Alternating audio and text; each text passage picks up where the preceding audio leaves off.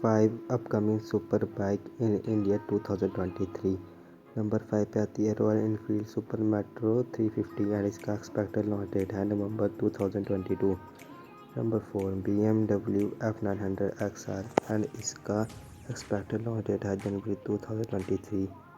Number 3 Kawasaki Ninja S2 SX and इसका expected launch date है जनवरी 2023। Number 7 पर आती है कावासाकी निंजा ZX 6R और इसका एक्सपेक्टेड लॉन्च डेट है जनवरी 2023। नंबर 1 पे आती है यामा ZF R1M एंड इसका एक्सपेक्टेड लॉन्च डेट है जनवरी 2023। बाय द वे आपकी फेवरेट बाइक कौन सी है कमेंट में ज़रूर बताना।